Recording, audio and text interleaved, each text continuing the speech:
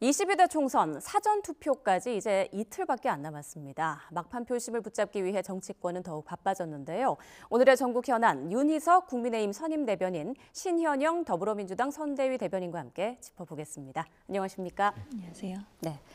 자, 대통령의 대국민 담화 뒤에 의정 갈등 해결 못한 채 총선 치르는 거 아니냐 뭐 이런 목소리들도 많이 들렸는데요. 어제 대통령실이 대변인실 공지를 통해서 이렇게 밝혔습니다. 윤 대통령은 전공의들을 만나서 직접 이야기를 하고 싶어 한다. 대변인님, 돌파구가 마련될 수 있다고 보시나요? 네. 일단 그 대화가 성사되는지를 봐야 되겠지만 네. 어쨌든 대통령실에서 굉장히 개방적이고 유연한 전향적인 자세를 보였다는 것 자체가 국민들께 굉장히 좋은 방향으로 작용하리라고 생각하고 사태 해결이 가장 중요한데 네. 솔직히 말씀드려서 전공의들이 복귀하지 않으면 현재 의료 시스템이 거의 망가지는 지경까지 갈 수밖에 없기 때문에 누구보다도 현재 일을 안 하고 있는 전공의들이 복귀할 수 있도록 설득하는 작업이 선행돼야 한다는 점에서 이 대화에 대한 용의, 이 입장 표명은 대단히 중요한 것이었다고 봅니다. 네, 대화를 해야만 하는 상황이다 이런 말씀이신 거죠. 신 대변인님께서 어떻게 보세요? 예, 총선을 앞두고 이제 국정 지지도가 떨어지니까 대통령실에서는 뭐라도 해야 된다라는 좀 절체절명한 절박한 심정인 것 같습니다. 대통령의 담화 이후에 반응이 너무 안 좋았죠. 이것을 수습하기 위한 일환으로 이제 의료계와 대화하는 제스처를 계속해서 내보내고 있는데요. 저도 국민의 입장에서는 빠르게 이 의료 대란이 해결됐으면 좋겠다. 예. 그리고 테이블에 다 같이 둘러앉아서 이 상황에서 올바른 의료개혁이 어떤 방향으로 갈지에 대해서 다 같이 중지를 모으는 모습을 보이는 게 대한민국의 의료의 방향으로서도 매우 바람직하다고 생각합니다. 네, 국민들을 말씀하시죠. 다만 전공의들이 현장을 떠날 때는 정말 환자가 있음에도 불구하고 떠날 때는 몇 가지 남겼던 메시지가 있습니다. 7개의 요구사항이 있거든요. 의대 증원의 백지화, 그리고 의사수의 과학적 추계 기구를 설치하고, 그리고 전문의 중심의 병원으로 거듭나고, 그다음에 업무 개시 명령을 폐지해라.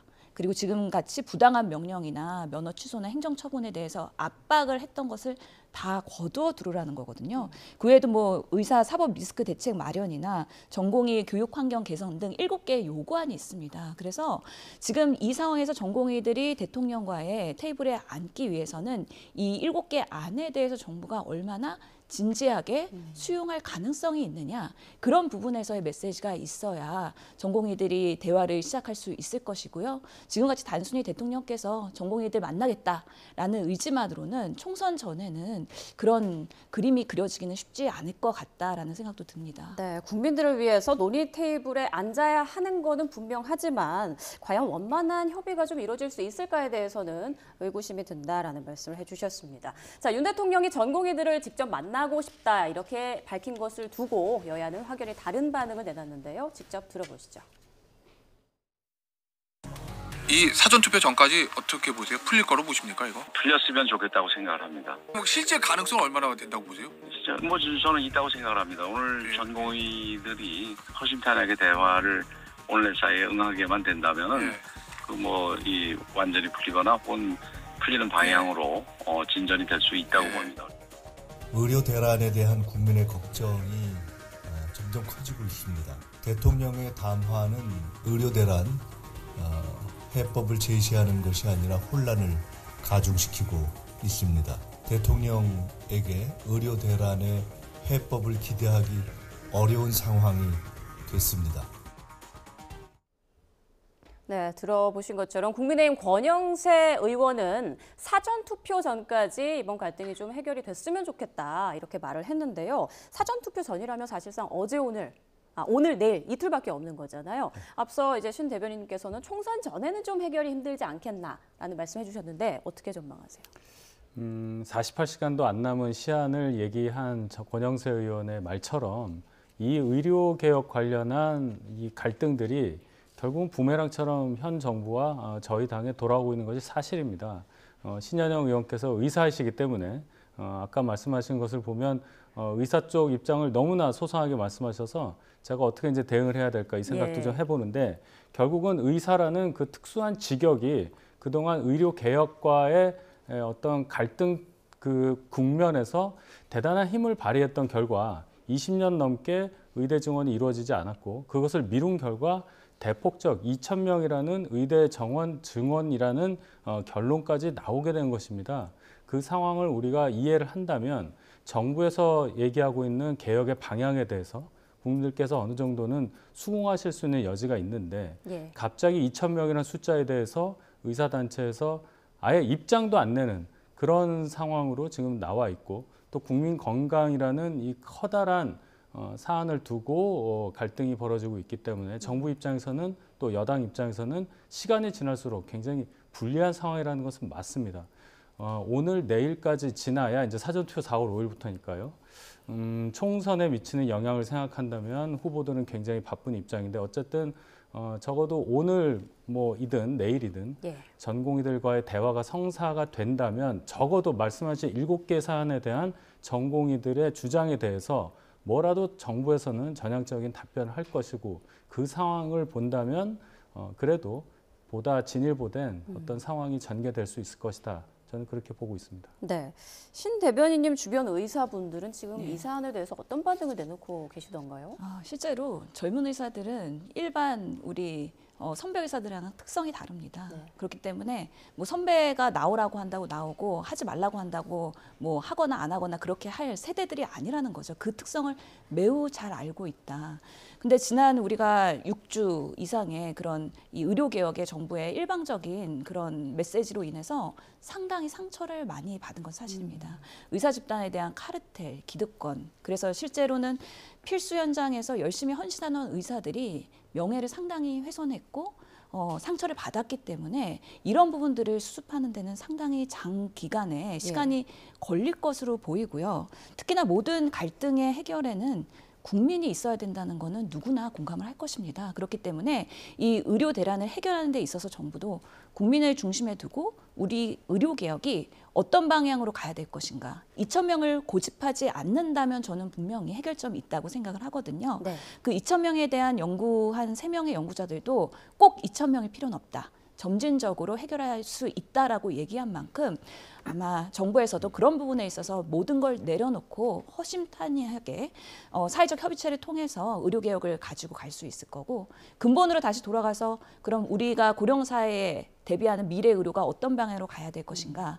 대한민국의 3분 진료, 박리담회 그리고 필수 의료의 열악한 상황, 그리고 지역 의료의 취약함 이런 것들을 해결하기 위해서 하나하나 복잡한 의료의 실타래를 풀어가는 데 있어서 중지를 모을 수 있는 게 분명히 있다고 생각을 하기 때문에 그런 부분부터 합의될 수 있는 부분부터 해결해 나간다면 분명히 좋은 방향에 국민들이 원하는 그 환자 중심의 의료로서의 거듭날 수 있는 계기가 또 이번에 만들어질 수 있다라는 또 희망을 가져봅니다. 네, 민주당에선 총선 직후에 특위를 만들자 이런 제안을 내놨는데요.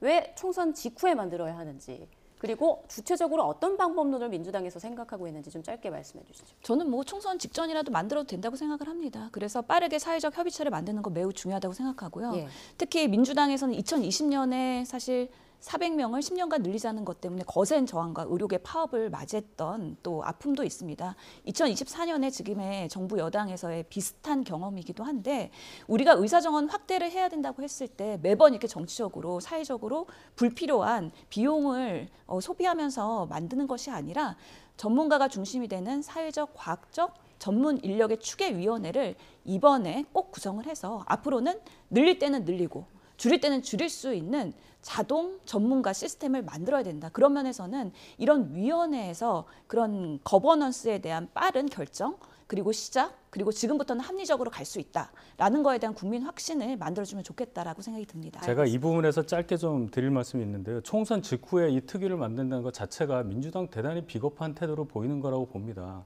이 의대 정원 문제 관련해서 따지고 들어가면요. 2000년에 있었던 김대중 정권 때 의약분업 그것을 무마하기 위해서 의대 정원 줄여줍니다. 그 이후로부터 24년 동안 늘어나지 않았어요. 거기에 대한 문제를 인식한 문재인 정부에서 2020년에 400명 증원하려다가 결국 못하지 않았습니까? 그것을 고스란히 이 정부에서 받은 겁니다. 그런데 총선 직후에 하자 총선 전에는 지금 발 담그기 싫다는 거예요. 표 한 표 때문에 이렇게 하겠다는 건데 그런 자세로 무슨 수권정당을 자임하면서 총선에 임하고 있느냐 이런 가열찬 비난을 제가 한번 해봅니다. 그래서 저는 이 의료계 이슈가요, 정치적으로 갈등으로 가면 안 된다고 생각하기 때문에 정책적으로 우리 다 같이 통합할 수 있는 방안으로의 중지를 모아야 된다라고 생각합니다. 알겠습니다. 일단 오늘과 내일 중에 윤 대통령과 의료계가 얼굴을 맞대고 대화를 할 수 있을지 좀 지켜봐야겠습니다.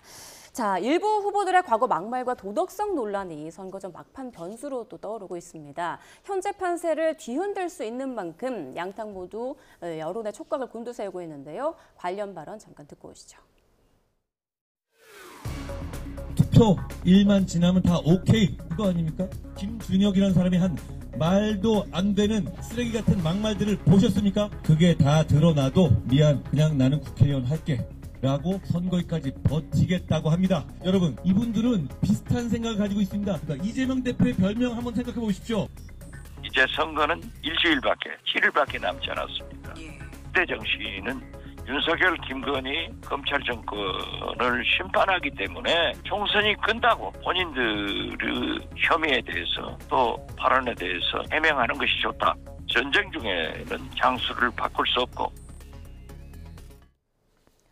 일단 한동훈 비대위원장은요, 박정희 전 대통령 위안부 피해자 폄하 논란에 휩싸인 김준혁 후보를 겨냥을 했는데요. 조금 전에 박지원 후보 말도 좀 들어봤습니다. 그 와중에 전쟁 중에 장수를 바꿀 수 없다 이런 표현을 했단 말이죠. 어떻게 보십니까? 장수를 바꾼 적이 있잖아요. 세종과 이영선 후보에 대해서 민주당은 아주 전격적으로 공천 취소를 결정을 하고 아예 무공천이 돼버린 상태잖아요. 후보 등록 이후에 그 일이 있었으니까 충분히 바꿀 수 있는 당이에요. 제가 볼 때는 이영선이라는 분이 가졌던 과오보다 김준혁 후보나 또 양문석 후보 이런 분들이 가진 과오의 크기가 저는 훨씬 크다고 봅니다. 또 국민 여러분들에게 영향을 미칠 수 있는 그 범위도 상당히 크다고 보거든요. 특히나 김준혁 후보는 그 언어를, 그 표현 자체를 제가 이 방송에서 말할 수 없을 정도로 대단히 저급한 수준으로 썼고 본인이 역사학자를 자임함에도 불구하고 그 역사적 사실에 대해서 얘기하지 않고 표현이 과했다. 이런 식으로 사과 아닌 것처럼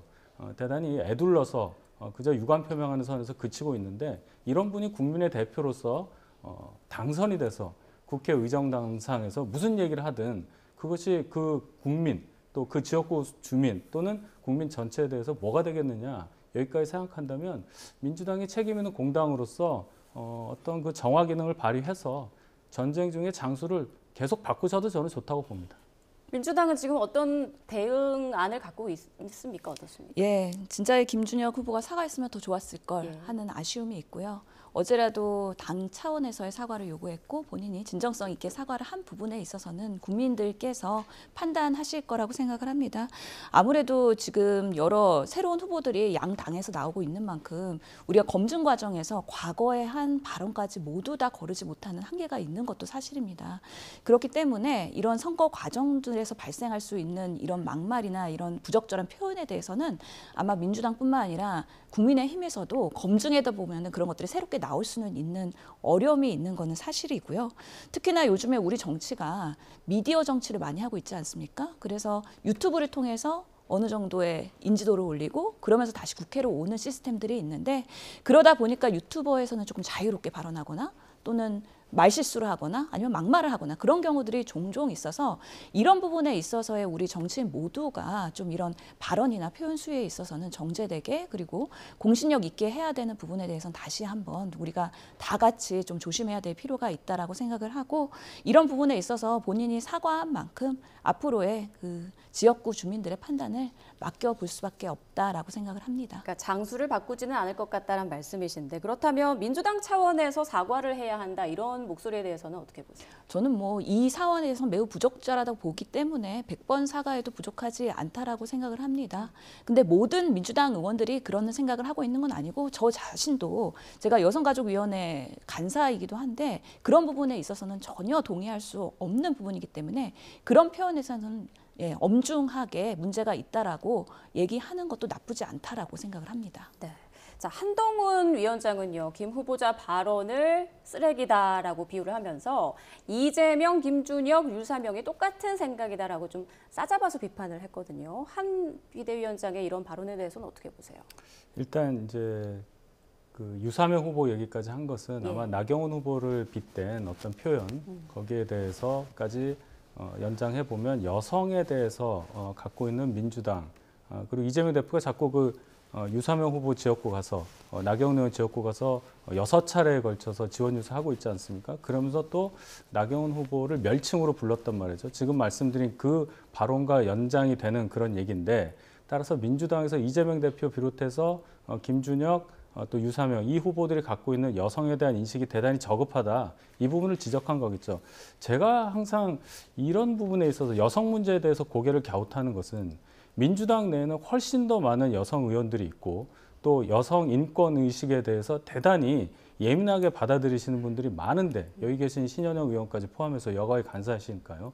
왜 아무런 공식적인 대응을 하지 않느냐, 공식적인 반응이 없느냐, 이게 참 의문이에요. 아무리 본인 당의 후보라 하더라도 잘못된 발언, 유튜브라고 용서되는 게 아닙니다. 저도 유튜브 많이 해요. 그 유튜브 나가서 저런 식의 발언한다는 것이 유튜브라는 이유만으로 면죄부가 될 수는 없는 겁니다. 그럼 여기에 대해서 뭐라도 반응을 하셔야 되는데 아무도 얘기를 하지 않아요. 과거에 뭐 피해 호소인 이 얘기 있었던 상황이 또 저는 생각이 되는데, 그때 이후로 몇 년이 지났습니까? 그런데도 불구하고 지금 전혀 민주당에서는 바뀐 게 없구나, 이런 생각이 들어서 국민들께서 이 부분을 정확히 보신다면은 민주당이 반성하는 계기가 될 수도 있다고 저는 봅니다. 네. 예, 그래서 저도 오늘 이렇게 나와서 어려움을 무릅쓰고 또 얘기를 하는 거고 부적절했다라고 말씀을 드리는 거고요. 지금 우리 사회가 여성 정책이나 여성 혐오에 대해서 너무 민감하게 반응하고 있는 것도 사실입니다. 안타까운 거는 이번 양당의 총선 공약에서도 여성 정책에 대한 부분들이 매우 미약합니다. 그래서 2030의 여심을 어떻게 우리가 잡아야 되는가, 이런 부분에 있어서 조금 더 우리 정치가 더 깊이 고민하고 그들의 이야기를 듣고 그리고 그 대안을 마련하는 역할을 해야 될 텐데, 일부의 그런 문제 있는 발언들만 가지고 크게 확대하는 것은 적절치는 않다. 그리고 민주당이 또 일당인 만큼 또 책임감 갖고 앞으로 더 열심히 하겠다는 말씀 드리겠습니다. 지금 국민의힘에선 민주당 김준혁 후보와 그 양문석 후보도 사퇴를 해야 한다는 입장인 거죠? 네, 사퇴를 하는 게 맞죠. 선거라는 것이 꼭 저희 의도대로 되는 게 아니기 때문에 당선이 될 수도 있는 겁니다, 그분들이. 그럴 때 국회가 갖는 권위라고 할까요? 국민을 대표한다는 그 사명에 충실할 수 있는 일원이 되겠느냐, 그분들이.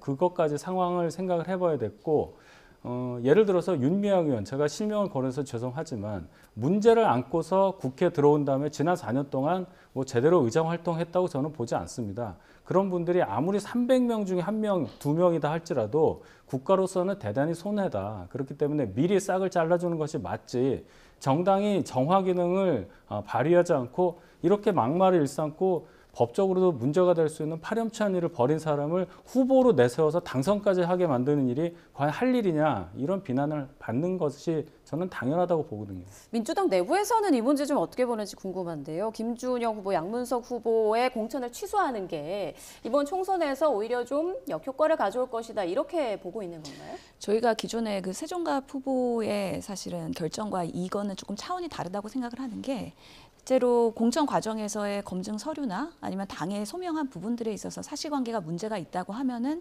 당연히 선제적으로 대응을 하는 게 맞는데, 지금의 상황에서 발생한 일들은 공천 이후에 발생한 여러 언론들과 다른 외부의 제3요소로서 발견된 상황들이거든요. 만약에 양문석 후보의 경우에도 위법한 상황이 있다 그러면 사실관계에 대해서 당연히 판단을 하고 이에 대해서 당 차원에서의 대응을 하겠지만, 아직까지는 지금 조사 과정이 있는 것이고요. 또 본인들이 철저하게 소명을 하고 그에 대한 책임을 지겠다고 한 만큼 유권자들의 판단도 받아봐야 된다라고 생각을 합니다. 네. 또 저희가 보면은 강북 의뢰 조수진 후보도 사실은 공천을 취소했는데, 그런 부분에 있어서 이제 법조인들의 변론 과정에서의 어느 변론을 했느냐, 그런 부분까지 들여다보다 보면 양쪽 다 모든 후보들이 자유롭지는 못할 것입니다. 그래서 앞으로는 우리 당뿐만 아니라 전체 우리 총선을 공천하는 과정에서의 검증위원회에서 조금 더 공고하고 촘촘한 시스템으로 이런 법조인들에 대한 변론 내용까지도 들여다봐야 되나 하는 정도로 앞으로는 국민의 눈높이에 맞는 더 진화 시스템이 필요할 것으로 보입니다. 네, 양 후보 의혹에 대한 검사가 이제 속도를 내면서 총선 전에 중간 결과가 나올 걸로 보이거든요. 총선 결과에도 영향을 미칠 거라고 보세요? 네, 그렇습니다. 양문석 후보 건은 다른 문제도 아니고 집에 관한 문제가 아니겠습니까? 그리고 그 과정을 보면 대학생인 딸을 동원해서 뭐 부모와 공모했다고 뭐 얘기하기는 좀 아직까지는 확실치 않지만 적어도 그렇게까지 생각될 수 있는 부분이 많기 때문에 국민들로부터 도대체 무슨 생각을 가지고 그렇게 했느냐, 저런 사람이 국회의원이 되는 게 맞느냐, 이런 생각까지 할 수 있는 상황이거든요. 그래서 민주당을 위해서라도 조기에 그 싹을 뽑아내야 된다고 저는 보는 건데, 양문석 후보는 이제 몇 차례의 위기를 겪고 지금까지 버티고 있습니다. 여러 얘기가 있었잖아요. 노무현 전 대통령에 대한 폄하 발언이라든지. 그래서 아마 본인이 자진해서 결단을 내릴 것 같지는 않고 결국은 끝까지 뭐 가겠다는 건데, 선거가 하루씩 다가올수록 집중도는 훨씬 더 커진다고 저는 봅니다. 그런 차원에서 보면 양문석 후보의 어떤 문제라든지 방금 전 김준영 후보의 그런 발언 문제, 이런 것들은 결국 민주당에게 큰 부담으로 점점 커서 다가오게 될 거라고 저는 생각합니다. 네, 자, 이번에 문재인 전 대통령 행보를 좀 보겠습니다. 자, 어제도 이 현 정권을 향해서 거친 비판의 목소리를 내놨는데, 지금처럼 못하는 정부는 처음 본다, 눈 떠보니 후진국, 이런 소리도 듣는다, 이런 말을 했습니다. 자, 문재인 전 대통령의 이런 적극적인 행보에 대해서 어떻게 보시는지, 네, 윤 대변인님부터 좀 말씀해 주시죠. 문재인 대통령이 이제 정책 입장이 다르니까 현 정부에 대해서 비난하실 수도 있고, 또 전직 대통령이니까 자유롭게 정치적 의사를 표시할 수는 있어요. 그런데 직전 대통령 아닙니까? 본인의 바로 후임 대통령이 어떤 상황에서 국정을 맡고 있는가를 생각하신다면 저런 발언 평생 처음 본다, 뭐 이런 말까지 쓸 계제냐, 이런 생각이 듭니다. 문재인 정부 5년 동안에 뭐 탈원전 무리하게 진행하다가 역풍 맞았고, 그다음에 뭐 LH 사태, 또 임대차 3법, 이런 법들 때문에 집값 올랐잖아요. 그런 부분 때문에 결국은 정권을 잃은 원인이 저는 됐다고 보고, 또 거느리고 있던 참모들이 여러 가지 사건으로 인해서 지금 재판받고 있고 유죄받고 있고, 유죄 그거 떨쳐내기 위해서 정치에 나온 분도 있지 않습니까? 이런 상황을 본다면 그런 발언을 할 수 있는 상황이 아니라고 저는 봐요. 전직 대통령으로서의 품격 그리고 상징성을 그냥 스스로 훼손하고 있는 발언이라고 생각하고, 정치 활동 하시는 건 뭐 자유인데 그래도 지킬 건 지키면서 하시기를 바랍니다. 네, 이뇨한 위원장은 반성문 써야 할 사람이 돌아다닌다, 이렇게 또 말을 했는데, 이런 여권의 비판에 대해서는 어떻게 보세요? 아니, 지금 윤석열 대통령도 민생 경제에 대한 뭐 현안 담화한다고 전국을 돌고 계시잖아요. 그런 부분에 있어서도 이게 선거운동에 관여하는 거냐 안 하느냐에 대한 여러 가지 분분한 해석들이 있습니다. 그래서 한편으로 국민의힘에서 윤석열 대통령과 좀 거리를 두기를 하는 게 더 유리한 거 아니냐, 이런 속에서의 그런 푸념들도 나오기는 하는데요. 문재인 대통령께서 지난 2년간의 그런 정권의 대한민국의 국정 운영을 보면서 많이 답답하셨던 것 같습니다. 그래서 눈 떠보니 후진국이다, 어떻게 대한민국이 이렇게 후퇴할 수 있느냐에 대한 안타까움의 표시인 것 같기도 하고, 또 대놓고 드러나서 하는 것보다는 본인들이 예전에 청와대에서 인연이 있었던, 그것도 부울경의 험지에 있었던 후보들 중심으로 조용히 선거를 하시고 있기 때문에 그런 부분에 있어서의 뭐 충정은 알아주셨으면 하는 바람입니다. 네, 알겠습니다. 지금 시간이 2분 정도밖에 안 남아서요. 두 분께 짧게 이제 답변 부탁드리겠습니다. 자, 오늘 4.3 추념식 제주에서 열렸는데요. 여기에 이제 한동훈 위원장이 불참한 것을 놓고 민주당에서 비판을 하고 있는데, 여기에 대해서 어떻게 생각하시는지요? 또 이재명 대표가 또 굉장히 센 발언을 하셨잖아요. 4.3 학살의 후예가 정치하는 집단이 있다, 그런 식으로 얘기를 하는데, 역사적 비극을 이런 식으로 또 정치적으로 자꾸 이용하려고 하는 행태에 대해서는 아마 4.3 유가족 희생자분들도 절대로 여기에 찬성하지는 않을 거예요. 그리고 저희 당은, 저희 이번 정부는 문재인 정부에서 반대하던 이 4.3 유가족, 이분들에 대한 심사 대상, 직권으로 넓혀서 이미 그 아픔을 다 함께 했습니다. 그런데도 저런 단어를 쓴다는 것 자체가 얼마나 잘못된 것이냐, 여기까지 하겠습니다. 예, 실제로 정부 여당에서 5.18 광주 참배하고 그랬을 때 좋아 보였었거든요. 근데 이번에 4.3에 가지 않은 거에 대해서는 안타까움이 있고, 실제로 이게 선거에서 좀 불리할 것 같으니까 제주도는 아예 좀 포기하는 거 아니냐, 이런 생각이 들 정도로 왜 그런 중요한 행사에 참석 안 했는지 좀 이해하기는 어렵고, 그만큼 수세에 몰리니까 험지의 박빙인 곳에 가서 역할을 하겠다라는 또 정부적인 판단이 있었을 수도 있다라는 생각이 듭니다. 이런 부분까지 다 같이 포함해서 4월 10일 날 국민들께서 투표에 임하실 거라고 생각을 합니다. 네, 알겠습니다. 두 분 말씀 잘 들었습니다. 지금까지 윤희석 국민의힘 선임대변인, 신현영 더불어민주당 선대위 대변인과 함께했습니다. 고맙습니다.